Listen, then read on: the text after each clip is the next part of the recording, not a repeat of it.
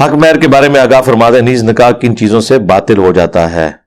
حق مہر نبی علیہ السلام نے جو حق مہر مقرر کیا ہے وہ تو آج کل کا آپ سمجھ لیں تقریباً کوئی 20 سے 25 لاکھ بنتا ہے نبی علیہ السلام کی جو بیٹیوں کا اور امہات کا.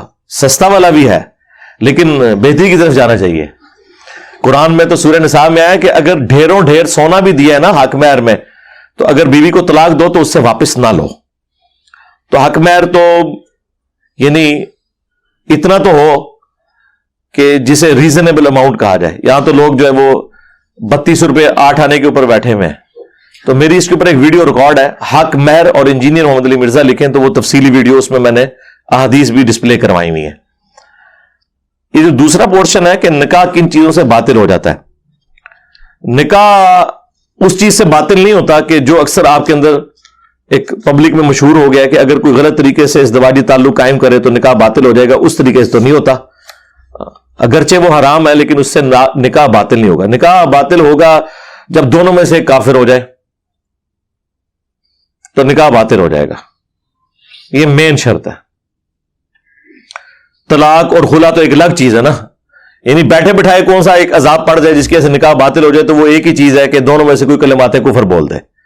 ایک مساہرت کا جو معاملہ انہوں نے حنفیوں نے مچایا ہوا ہے کہ اگر کوئی اپنی ساس کو شہوت سے چھو لے یا کوئی سسر جو ہے وہ اپنی بہو کو چھو لے تو وہ طلاق ہو جائے گی، وہ تو بالکل غلط ہے. باطل اسی طریقے سے ہی ہوتا ہے جو ایک طریقہ ہے. اس میں بھی میری الگ سے ویڈیوز ریکارڈ ہے کہ دونوں میں سے ایک کوئی کافر ہو جائے، کلمات کفر بک دے، تو ظاہر ہے کہ وہ پھر رشتہ ٹوٹ جائے گا. آپ کو تجدید نکاح کروانی ہوگی. تجدید نکاح کریں گے نئے حق مہر کے ساتھ گواہوں کی موجودگی میں، اور اس کے لیے کوئی پبلک سرمنی کرنے کی ضرورت نہیں ہے. وہ تو الٹا آپ کے لیے عذاب بن جائے گا. لوگ پھر پوچھیں گے کیا ہوا ہے، ہاں یہ نہ کوئی عاشق رسول ہی پہنچ جائے. تو بس اگر آپ کے بیٹے جوان ہیں ان کو بٹھائیں، 2 گواہ بنے، دونوں میں سے ایک خطبہ پڑھے، اور اس طریقے اس کی کوئی لکھت پڑھت بھی کرنے کی ضرورت نہیں ہے. بس تجدید نکاح کر لیں کافی ہے. بعض اوقات کوئی کلمات کفر بول دیتا ہے نا، تو باقی تو ویسے فرقہ چینج کرنے سے بھی نکاح ٹوٹ جاتا ہے پاکستان میں. تو ایون یہاں پہ تو پولیٹیکل جماعتوں کا اتنا بڑا اختلاف ہے کہ میرا تو خیال ہے شادی سے پہلے ان چیزوں کا بھی خیال رکھنا چاہیے. یہ جو پبلک کے اندر عجیب و غریب قسم کی باتیں مشہور ہیں نا، وہ ساری بس ایویں سے لوگوں نے باتیں مشہور کر دی ہیں. کلمات کفر کوئی بول دیتا ہے نا پھر سینسٹیو ایشو ہو جائے گا. بعض اوقات عورتیں، بعض اوقات مرد بول دیتے ہیں. ابن ماجہ میں ایک حدیث ہے، اپنے کف میں شادی کرو، یعنی اپنے ہم پلہ لوگوں میں، چاہے وہ خاندان کے اعتبار سے ہم پلہ ہو، چاہے وہ سٹیٹس کے اعتبار سے ہو، تعلیم کے اعتبار سے ہو. نبی علیہ السلام نے اس چیز کو پریفر کیا ہے. یعنی یہ تو عقلاً بھی محال ہے نا کہ ایک اعلی خاندان کی خاتون کو آپ لا کے جھونپڑے میں رکھ لیں اور اسے آپ وہ حضرت علی اور فاطمہ کے واقعات سنانے شروع کر دیں. یہ تو نہیں ہوگا بھائی. اگر حضرت علی فقر کی زندگی گزار رہے تھے تو سیدہ فاطمہ بھی فقر کی زندگی گزار رہی تھی، تو دونوں کی آپس میں شادی اچھے طریقے سے نبھے گی. ایک بہت امیر اور غریب کا جو سٹیٹس ہے اس میں پھر لڑائی جھگڑے کے چانسز رہتے ہیں.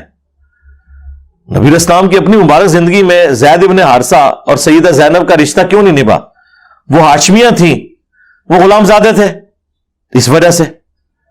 تو نبی علیہ السلام بھی کوشش کر کے اس شادی کو بچا نہیں سکے. تو قرآن میں آیا کہ نبی علیہ السلام سمجھاتے تھے کہ اس کو اپنے عقد سے نہ نکالو، لیکن وہ حضرت زید ابن حارثہ کی عزت نہیں کرتی تھی ہاشمیہ ہونے کی وجہ سے. یہ نہیں ایک قبائلی اس سسٹم سے تو لوگ باہر نہیں نکلے ہوئے تھے. تو آج تک یہ مسئلہ ہے. یہ بڑا ظلم ہے کہ آپ رائیوں کو لا کے تو گجروں میں بیاہ دیں اور گجروں کو اٹھا کے آپ جو ہے وہ کہیں اور کشمیریوں میں جا کے بیاہ دیں. یہ پھر آتے نہیں ملتی جلتی اور لڑائی جھگڑے ہوتے ہیں. اور اب تو یہ ماشاءاللہ عمران خان صاحب کے آنے کے بعد جو یہ نون لیگ اور پی ٹی آئی کے جو اختلافات ہیں، یہ بھی کوئی آپ سمجھیں کہ سنی شیعہ اختلاف سے کوئی کام نہیں ہے. ہاں تو اس چیز کا بھی خیال رکھ لیا کریں کہ بجائے بعد میں ایک دوسرے کے ساتھ لڑتے رہیں. اللہ یہ کہ کسی کا سافٹ ویئر اس حوالے سے اپڈیٹ ہو کہ وہ اس پالیٹکس کو پالیٹکس رکھے، اسے مذہب نہ بنائے. مسئلہ ہوتا ہے جب آپ اسے مذہب بنا کے کوشش کرتے ہیں نا، وہ پھر ایک کلٹ بن جاتا ہے.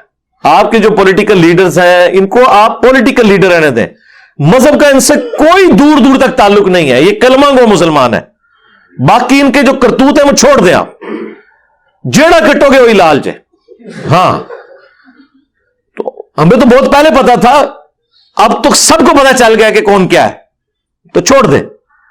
اور جو آپ کو آگے ابو الوطنی کے درس دیتے تھے, ان کی ریٹائرمنٹ کے بعد بھی ان کے ساتھ سے آپ کے سامنے آ گئے. جی این اس وقت میں جس وقت وہ آپ کو کہہ رہے تھے کہ جی اپنا سرمایہ ملک کے اندر شفٹ کریں 2019-20 کے اندر, یہاں پاکستان میں کانفرنسز کروا رہے تھے کہ باہر کے لوگ سرمایہ کاری کریں, این اس وقت میں وہ اپنا مال جو ہے نا وہ یورپین ملکوں میں شفٹ کر رہے تھے. آپ کو اس کہانی پہ لگایا ہوا تھا.